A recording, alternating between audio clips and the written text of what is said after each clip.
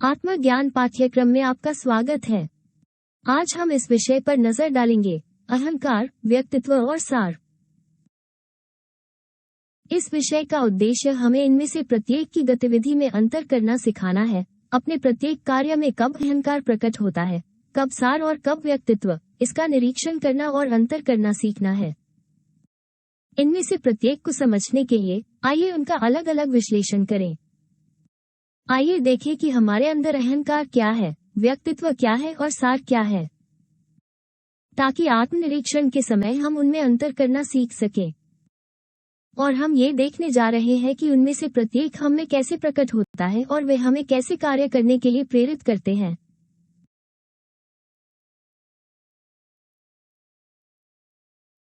लेकिन इनमें से प्रत्येक पहलू को अलग अलग देखने से पहले आइए देखें कि विभिन्न अधिनियम क्या मौजूद हैं, क्योंकि कार्य 3 प्रकार के होते हैं। अहंकार या पुनरावृत्ति के कार्य हैं।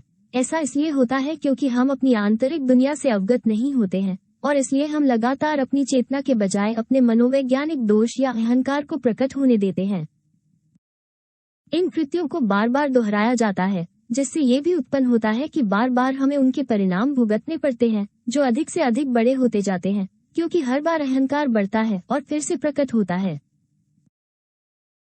जैसा कि हमने उस व्याख्यान में देखा जिसमें हमने पुनरावृत्ति के नियम के बारे में बात की थी, हमारा अहंकार हमें अस्तित्व के बाद वही कार्य दोहराने, वही काम करने, वही निर्णय लेने, वही गलतियां करने के लिए मजबूर करता है।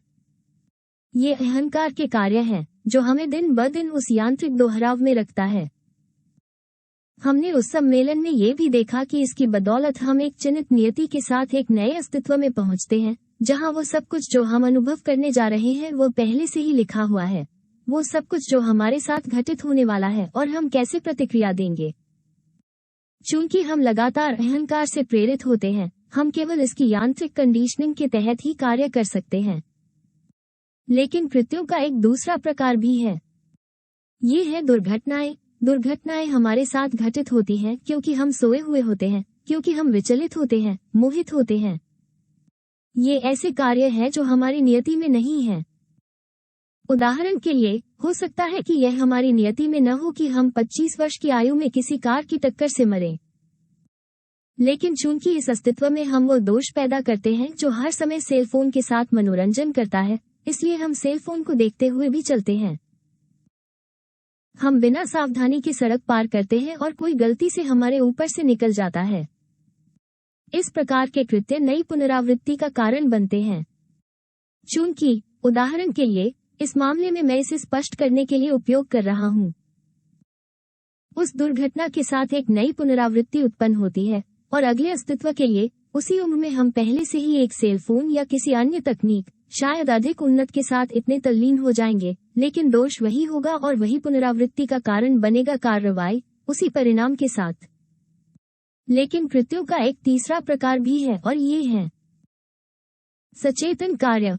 और ये वे कार्य हैं जो दुर्घटनाओं से बचेंगे, इसलिए वे नई पुनरावृत्तियों को होने से रोकेंगे और वे ही हैं जो हमें अहंकार की यांत्रिकी से बाहर निकलने और खुद को पुनरावृत्तियों और उनके परिणामों से मुक्त करने की अनुमति देंगे।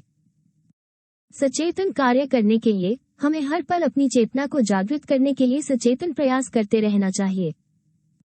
आइए अब विस्तार से देखें अहंकार, व्यक्तित्व और सार, ताकि हम इसमें गहराई से उतर सकें। अहंकार। अहंकार को विभिन्न नामों से जाना जाता है। हमने इनमें से कई के बारे में सुना होगा या उन्हें पहले से ही जानते होंगे, लेकिन शायद हमें यह एहसास नहीं हुआ है कि ये सभी एक ही चीज को संदर्भित करते हैं, हमारे अंदर का अहंकार। उदाहरण के लिए, अहंकार को इस रूप में जाना जाता है, मैं। वो बहुलता क्या है जो हम आंतरिक रूप से हैं। हमारे होने के प्रत्येक अलग अलग तरीके और जिन्हें हम हर पल अपने भीतर प्रकट होते हुए देख सकते हैं। मूडी स्वयं, चुलबुला स्वयं, अधीर स्वयं, विचलित स्वयं, आशावादी स्वयं, आलसी स्वयं, ईर्ष्यालु स्वयं, काय स्वयं, अत्याचारी स्वयं और अंतहीन वगैरह। ये हमारे अहंकार हैं। उदाहरण के लिए, बौद्ध धर्म में इन्हें मनोवैज्ञानिक समुच्चय के रूप में जाना जाता है, लेकिन अहंकार को इस रूप में भी जाना जाता है दोष या त्रुटियां, उनमें से प्रत्येक दोष या दोषपूर्ण रूप जो हम स्वयं में पा सकते हैं और दोष के रूप में गलत तरीके से कार्य करते हैं, खुद को और दूसरों को नुकसान पहुंचाते हैं। उन्हें इच्छाओं और प्रलोभनों के रूप में भी जाना जाता है। हम लगातार ऐसा महसूस करते हैं और वे हमें अपनी निम्नतम प्रवृत्ति के आगे झुकने के लिए प्रेरित करते हैं। और हम लगातार किसी बाहरी इकाई, शैतान, बाहरी दानव को दोष देना चाहते हैं। लेकिन जब हम ये समझने में कामयाब हो जाते हैं कि जिसे हम भगवान और शैतान कहते हैं वो कहीं और नहीं बल्कि हमारे भीतर ही रहता है, तब हम समझते हैं कि वो शैतान या सेठ के लाल राक्षस, जैसा कि वे प्राचीन मिस्र में जाने जाते थे, हम में से प्रत्येक के भीतर रहता है। ईसाई धर्म में उन्हें पाप कहा जाता है, और उदाहरण के लिए हम 7 घातक पापों आलस्य, लालच, वासना, घमंड, क्रोध, लोलुपता और ईर्ष्या को जानते हैं। और ये उस सेना के 7 मुख्य प्रमुखों से अधिक कुछ नहीं है जो हमारा अहंकार है। लेकिन अहंकार को अन्याय, अज्ञान, दर्द, पीड़ा के रूप में भी जाना जाता है, क्योंकि यह अहंकार ही है जो हमसे अन्यायपूर्ण कार्य करवाता है। हम अज्ञानता से प्रकाश की ओर नहीं निकल पाते हैं। यही कारण है कि हम लगातार दर्द और पीड़ा का अनुभव करते हैं। इसे आंतरिक अंधकार, फंसी हुई चेतना और हमारी प्रत्येक मानसिक अवधारणा के रूप में भी जाना जाता है। ये सभी ऐसे नाम हैं जो ये प्राप्त करते हैं कि अहंकार या मनोवैज्ञानिक स्व क्या है। संक्षेप में, यह वो सब कुछ है जो हमारे भीतर प्रकट होता है और जो हमें गलतियां करने, दूसरों को और खुद को नुकसान पहुंचाने के लिए प्रेरित करता है। घृणा, आक्रोश, अधीरता, घमंड, स्वार्थ, ईर्ष्या, हिंसा, झूठ, विश्वासघात, बुराइयां, भावुकता, लगाव, भय, अवधारणाएं, विश्वास आदि। जो क्षण प्रति क्षण हमारे अंदर प्रकट होता है वो हमारे अहंकार का हिस्सा है और जिसने हमारी चेतना को फंसा लिया है और अनुकूलित कर दिया है। यदि हम स्वयं को अहंकार से मुक्त नहीं करते हैं तो हम कभी भी अपनी चेतना विकसित नहीं कर पाएंगे। ये जानना महत्वपूर्ण है कि अहंकार उन संस्कारों से बनता है जो रूपांतरित नहीं होते। इंप्रेशन वो जानकारी है जो हम 5 बाहरी इंद्रियों के माध्यम से प्राप्त करते हैं।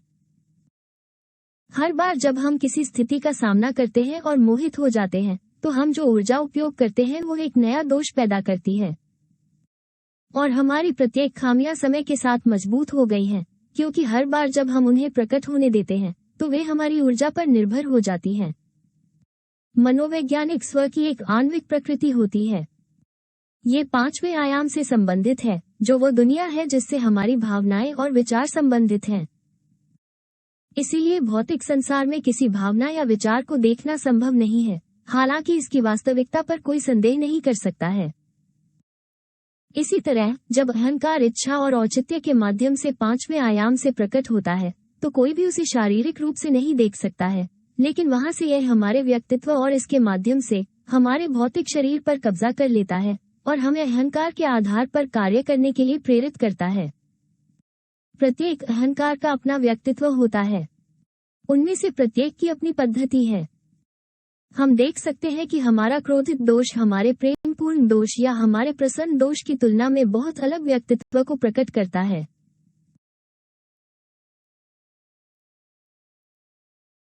अहंकार के बारे में एक और बात जो हमें समझनी चाहिए वो ये है कि नए अहंकार और पुराने अहंकार होते हैं। इस अस्तित्व में हमने कई स्वयं का निर्माण किया है जो पहले हमारे पास नहीं था। उदाहरण के लिए, अन्य अस्तित्वों में हमारे पास टेलीफोन या सेल फोन का आत्मा नहीं था। वो आत्मा जो उन उपकरणों पर घंटों और घंटों खर्च करके हमारे द्वारा दी गई सारी ऊर्जा पर फीड करता है जब तक कि हम आदी नहीं हो जाते, और जो हमें बनाता है चिंता महसूस होती है। अगर हम अपना सेल फोन छोड़ देते हैं और अगर हम उसे खो देते हैं तो हमें बहुत पीड़ा होती है। इस अस्तित्व में हमने ड्राइवर, वीडियो गेमर, मूवी शौकीन, पोर्नोग्राफी देखने वाले आदि जैसे अवगुण भी पैदा किए हैं। हम देखते हैं कि प्रौद्योगिकी में जो कथित प्रगति हम देखते हैं वो हमें गलत भ्रम देती है कि हम विकसित हो रहे हैं, जबकि आंतरिक रूप से यह वास्तव में हमें कम होने के लिए प्रेरित कर रहा है, क्योंकि अगर हम इसके बारे में सोचते हैं तो हमें पता चलता है कि इन प्रगति ने हमें गिरावट की ओर प्रेरित किया है। हम में से अधिक और इन नए दोषों के साथ अपने सभी पुराने अहंकारों को पोषित कर सकते हैं, क्योंकि हमारे पास भी बहुत पुराने मनोवैज्ञानिक स्व हैं। उदाहरण के लिए हम आलस्य की आत्मा को देख सकते हैं जो सभी का पिता है।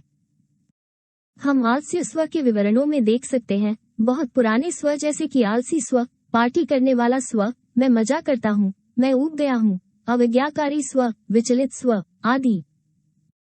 और यदि हम इसका विश्लेषण करें तो हम देखते हैं कि कैसे नए स्वयं पुराने स्वयं को पोषित करते हैं। हम वीडियो गेम खेलने वाले सेल्स का उदाहरण दे सकते हैं और हम देख सकते हैं कि कैसे यह न केवल कई पुराने सेल्स को आलस्य जैसे फुर्सत और व्याकुलता से भर देता है, लेकिन वे पेट भरने के लिए भी आते हैं, हत्यारे स्वयं, प्रतिशोधी स्वयं, क्रूर स्वयं, चोर आदि। चूंकि इस आभासी वास्तविकता में हम सब कुछ स्वतंत्र रूप से करते हैं, परोक्ष रूप से कई बार हमारे मनोविज्ञान के सबसे भारी स्वयं को खिलाते हैं, जो शायद हमारे वर्तमान व्यक्तित्व के कारण अब सीधे तौर पर प्रकट नहीं होते हैं।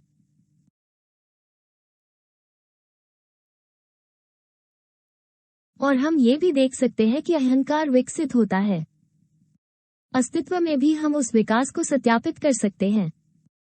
उदाहरण के लिए हम वासना के बारे में बात कर सकते हैं।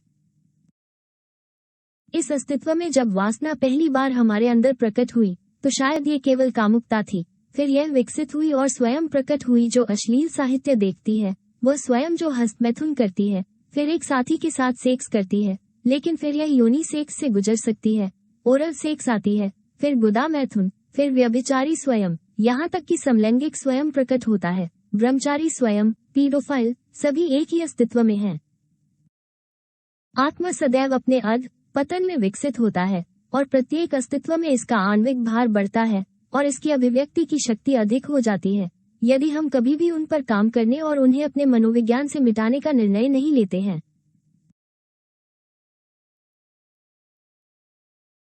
लेकिन ये जानना महत्वपूर्ण है कि सभी अहम को स्वेच्छा से समाप्त किया जा सकता है और उन्हें खोजने के लिए निरंतर जागृत रहना, निरंतर आत्मनिरीक्षण की स्थिति में रहना आवश्यक है। हमें अपनी इच्छाओं, अपनी भावनाओं, अपने मन, अपने शब्दों, कार्यों और चूकों का निरीक्षण करना चाहिए। निरीक्षण करें कि वो क्या करता है, क्यों करता है, कब करता है और इस प्रकार पल पल समझता है कि ये अहंकारी अभिव्यक्तियां हैं और हमारी विशेष दिव्य मां से उन्हें हमारे मनोविज्ञान से खत्म करने के लिए कहें। इस प्रक्रिया को मनोवैज्ञानिक मृत्यु कहा जाता है और यह वो है जो हमें अहंकार से मुक्त करेगी और हमें सार को मुक्त करने की अनुमति देगी। उस ऊर्जा को छोड़े जो हमें आंतरिक रूप से बनाने और दूसरा जन्म प्राप्त करने के लिए कच्चे माल के रूप में काम करेगी।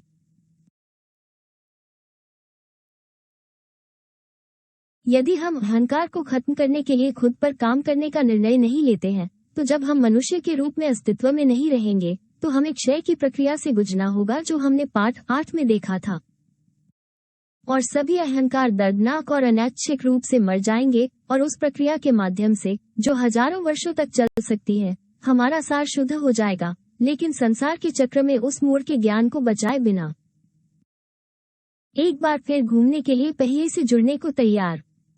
मनुष्य के रूप में स्वयं को मुक्त करने के लिए अहंकार को खत्म करने की आवश्यकता को समझना बहुत महत्वपूर्ण है।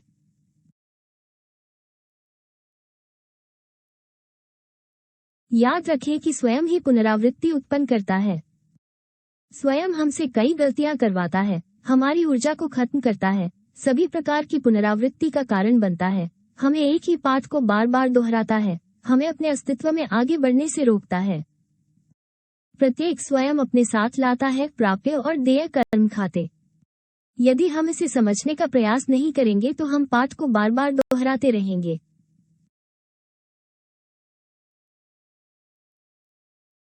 अपने अंदर अहंकार की अभिव्यक्तियों का निरीक्षण करने के लिए हमें उस इच्छा को उत्पन्न करने वाले मैं की खोज करने के लिए दिन के दौरान महसूस होने वाली विभिन्न इच्छाओं का निरीक्षण करना सीखना चाहिए और समझना चाहिए कि हमारी चेतना का हिस्सा उस दोष में फंसा हुआ है। हम दिन के दौरान सभी प्रकार की इच्छाएं महसूस करते हैं, पीने की इच्छा, लड़ने की इच्छा, कुछ न करने की इच्छा, हस्तमैथुन करने की इच्छा, आलोचना करने की इच्छा आदि।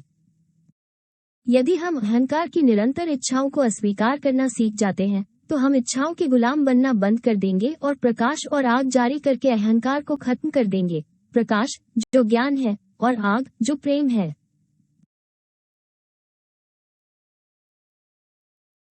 अब आइए देखें कि व्यक्तित्व क्या है। व्यक्तित्व एक ऊर्जावान वाहन है जो हमारे मनोवैज्ञानिक दोषों को हम में प्रकट होने देगा। जब एक बच्चा पैदा होता है तो उसके पास कोई निर्मित व्यक्तित्व नहीं होता है, उसके पास होने का तरीका नहीं होता है, वो बस होता है। और यही कारण है कि मनोवैज्ञानिक दोष अभी तक उसमें प्रकट नहीं हो पाते हैं। यही कारण है कि शिशु उस सुंदरता का आनंद लेता है। शिशु में केवल 3% मुक्त चेतना व्यक्त होती है। लेकिन जैसे जैसे बच्चा बड़ा होता है वो एक व्यक्तित्व बनाता है और उनके होने के तरीके के साथ 7 साल की उम्र के आसपास उसके पास एक पूरी तरह से गठित व्यक्तित्व होता है जो अब से जीवन भर मजबूत होता रहेगा। व्यक्तित्व के माध्यम से सभी स्वत्व खुलकर व्यक्ति में प्रवेश कर सकते हैं। व्यक्तित्व समय में पैदा होता है और समय में मर जाता है। व्यक्तित्व का कोई भविष्य नहीं है। ये प्रत्येक अस्तित्व में बनता है ताकि स्वयं भौतिक शरीर में प्रकट हो। प्रत्येक नए अस्तित्व में हम एक नए व्यक्तित्व का निर्माण करते हैं और भौतिक शरीर की मृत्यु के साथ उस व्यक्तित्व की मृत्यु भी आती है।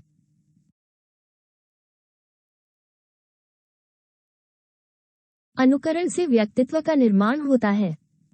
बच्चे जो देखते हैं वही करते हैं।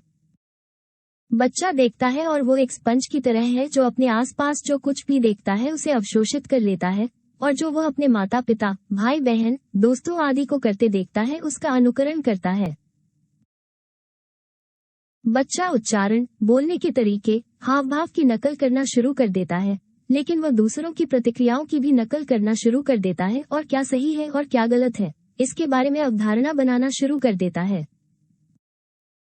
यदि वह देखता है, उदाहरण के लिए, कि माँ हर समय चिल्लाती है, क्रोधित होती है, हिंसक प्रतिक्रिया करती है, तो बच्चा इसे आत्मसात कर लेता है और फिर इसे दोहराता है इलेक्ट्रोसाइकिक डिजाइन के अनुसार जो वह लाता है। यदि वह देखता है कि उसके पिता सभी समय धन प्राप्त करने का प्रयास करता है और उन लोगों को अस्वीकार कर देता है जिनके पास धन नहीं है, तब बच्चा यह मानने लगता है कि धन न होना गलत है और शर्म की बात है। और इस तरह वह बढ़ता है और अपने स्कूल के दोस्तों, परिचितों और परिवार के अन्य सदस्यों की नकल करता है। वो टेलीविजन, इंटरनेट आदि पर जो देखता है उससे उसका व्यक्तित्व या उसके होने का तरीका बनता है। बच्चा नई अवधारणाएं विकसित करना शुरू कर देता है जिन तरीकों से वो खुद को पहचानता है। ये चीजें मैं ऐसा हूँ का निर्माण करती हैं और वहीं से आप व्यक्तित्व की पूजा करना शुरू करते हैं। वहां से हम कहना शुरू करते हैं, सबसे अच्छा संगीत वो है जिसे मैं सुनता हूँ, या सबसे अच्छा देश मेरा है, या फुटबॉल का खेल जो मुझे पसंद है वो सबसे अच्छा है, या जिस धर्म का मैं पालन करता हूँ वो सच्चा है, और भी बहुत कुछ। ऐसी अवधारणाएं जिनका बचाव मृत्यु तक किया जाता है, क्योंकि आपको लगता है कि इन अवधारणाओं का बचाव करके आप अपना बचाव कर रहे हैं, क्योंकि आप अपनी आत्मा के साथ, अपनी चेतना के साथ कुल संबंध खो रहे हैं और आप व्यक्तित्व के आधार पर खुद को पहचान और परिभाषित कर रहे हैं। और आप इस बात से बहुत प्रभावित होने लगते हैं कि दूसरे क्या कहेंगे। हम कार्य करते हैं, हम एक निश्चित तरीके से व्यवहार करते हैं, हम प्रतिष्ठा हासिल करने के लिए वह नकल, वो मुखौटा, वो व्यक्ति दिखाते हैं ताकि लोग हमारे बारे में सबसे अच्छा कहें, ताकि वे हमें उच्च सम्मान में रखें। हम आलोचना और अस्वीकार किए जाने के डर से भी कार्य करते हैं।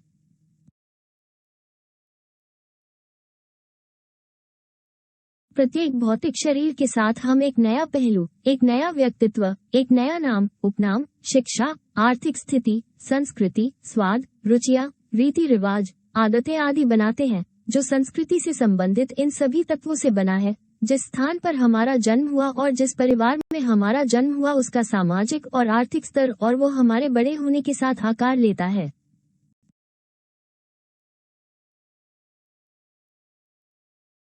लेकिन इस व्यक्तित्व के कई पहलू हैं, होने के कई तरीके हैं, क्योंकि प्रत्येक मनोवैज्ञानिक स्वयं का अपना व्यक्तित्व होता है। जैसा कि आप देखते हैं कि व्यक्तित्व का वो पहलू जो तब उभरता है जब कोई खुश होता है, वो उस पहलू से बिल्कुल अलग होता है जो तब व्यक्त होता है जब कोई दुखी होता है, ऊब जाता है, क्रोधित या डरा हुआ। आज हमारा व्यक्तित्व अहंकार की सेवा में सेवक मात्र बनकर रह गया है। और व्यक्तित्व के साथ समस्या यह है कि यह हमें ये सोचकर सम्मोहित रखता है कि दुनिया की चीजें, घमंड, पैसा, प्रतिष्ठा, विलासिता, पेशे, व्यवसाय, दिखावा ही जीवन में महत्वपूर्ण है। अगर छोटी उम्र से हमें ये सिखाया जाए कि महत्वपूर्ण चीज पैसा है, तो बच्चा पैसे से जुड़ी चीजों और पैसे कमाने के तरीकों के प्रति आकर्षित हो जाता है और उसका जीवन उसी में खो जाता है। या यदि उसे सिखाया जाता है कि जीवन में महत्वपूर्ण चीज परिवार है, तो वो पारिवारिक चीजों के प्रति आकर्षित हो जाता है। या यदि आपको सिखाया गया है कि जीवन में महत्वपूर्ण बात दूसरों से अलग दिखना है, तो आप अपना पूरा जीवन इस तलाश में बिता देते हैं कि दूसरों से कैसे अलग दिखें, और ये चीजें आपको आकर्षित करती हैं और आप भूल जाते हैं कि वास्तव में क्या महत्वपूर्ण है। हम यहाँ क्यों हैं, जो हमारी अपनी चेतना का विकास है। इस तरह हम अपने अस्तित्व का सारा समय व्यर्थ लक्ष्यों के पीछे बर्बाद कर देते हैं, जो समय के साथ खत्म हो जाते हैं।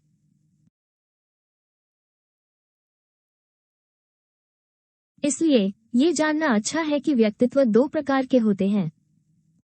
सक्रिय व्यक्तित्व, जो ये हम में से अधिकांश के पास है, जो अहंकार की सेवा में है।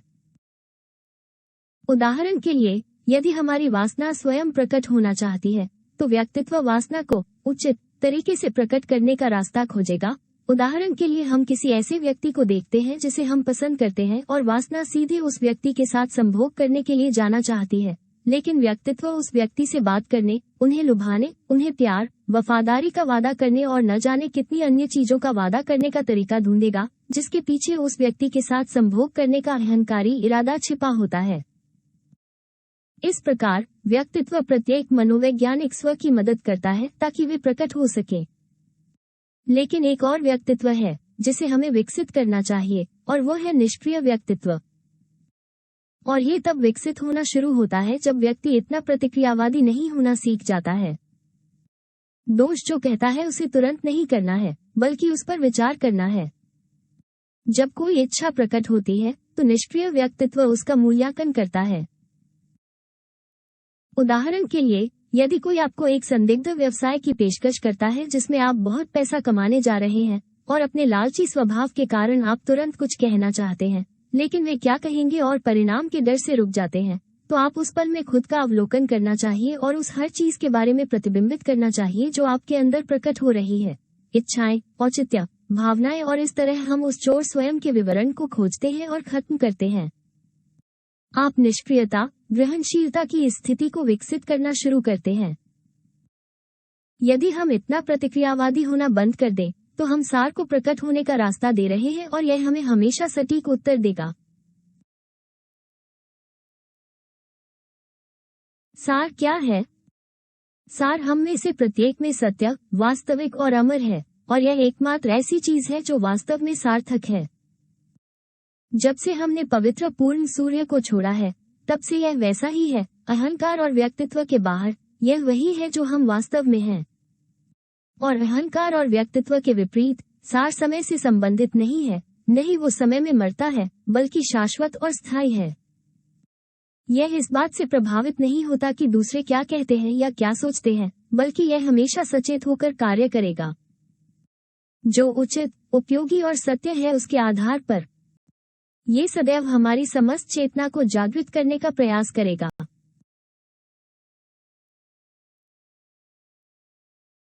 हमारा 100% सार अमर है, लेकिन ये 2 भागों में विभाजित है। 3% स्वतंत्र, आत्मा जागरूक सार है, और 97% हमारी प्रत्येक खामी में फंसा हुआ है। जब सार मुक्त होता है तो इसे चेतना कहा जाता है क्योंकि इसमें ज्ञान होता है। जब ये फंस जाता है तो इसे सार कहा जाता है क्योंकि सार मासूमियत से आता है, और ठीक अपनी मासूमियत के कारण यह अहंकार द्वारा फंस गया था, ज्ञान को बचाने के लिए खुद को मुक्त करने के उद्देश्य से। हमें जो काम करना है वो सबसे पहले उस 3% को जगाना है, क्योंकि वह हमारे पास सोया हुआ है, और फिर मनोवैज्ञानिक मृत्यु के साथ फंसे हुए सार को छोड़ें और उसे सचेत करें। अस्तित्व का यही कारण है।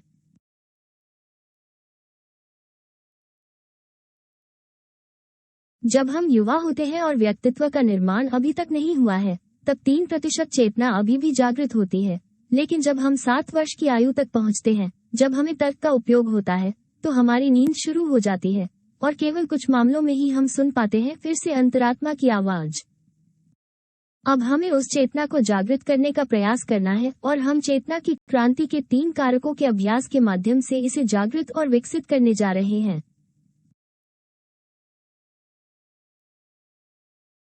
क्योंकि सार क्या खोजता है?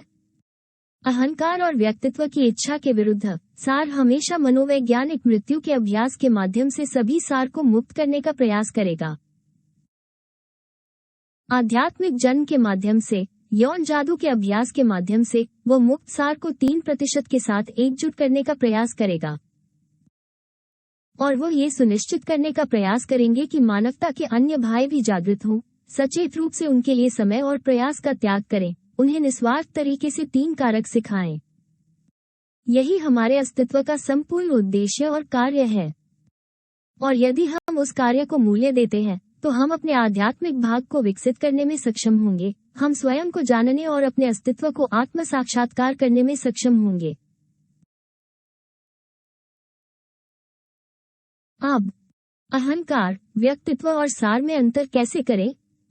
ये बहुत महत्वपूर्ण है कि हम इसमें अंतर करना सीखें। और मैं आपको एक उदाहरण देने जा रहा हूँ ताकि जब हर कोई कार्य करे तो हम अंतर करना सीखें।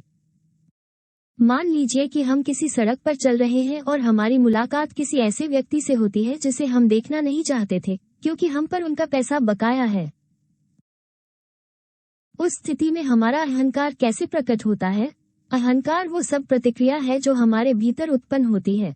छिपने की इच्छा, क्रोध, उस व्यक्ति को पा लेने का क्रोध, वह घृणा जो वह हमारे अंदर पैदा करती है, शर्म, झूठ बोलने की इच्छा, ये सब अहंकार की अभिव्यक्ति है। व्यक्तित्व कैसे प्रकट होता है? यह वो मुखौटा है जो हम पहनते हैं। जब ये सब महसूस करते हुए भी हम उसे देखकर मुस्कुराते हैं, उसका विनम्रता से स्वागत करते हैं, परिवार के बारे में पूछते हैं, अंदर से एक भयानक झुंझलाहट महसूस करते हैं, लेकिन हम एक अच्छा चेहरा बनाते हैं। और जब वो हमसे पूछता है पैसा, फिर हम झूठ बोलना शुरू कर देते हैं कि हमने भुगतान क्यों नहीं किया और वादा करते हैं कि हम जल्द ही भुगतान करेंगे। अब उस स्थिति में सार कैसे कार्य करेगा?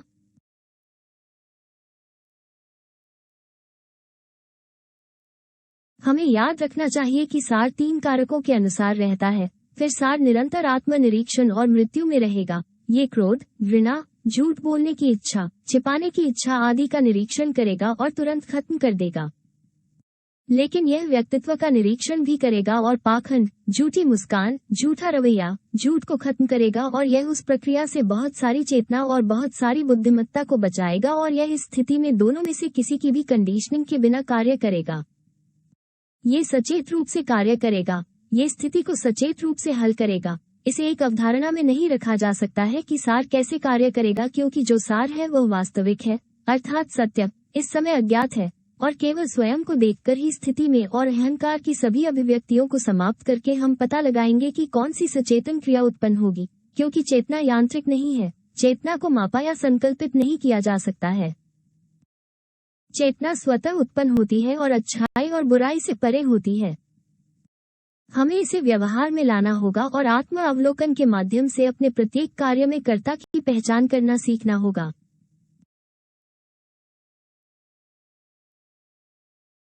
और अगले विषय में हम आत्म अवलोकन के बारे में अधिक गहराई से बात करेंगे। हम इस महत्वपूर्ण अभ्यास के बारे में सब कुछ सीखेंगे जो हमें अपने मनोविज्ञान में आमूलचूल परिवर्तन करने की अनुमति देगा। अगले सम्मेलन में मिलते हैं।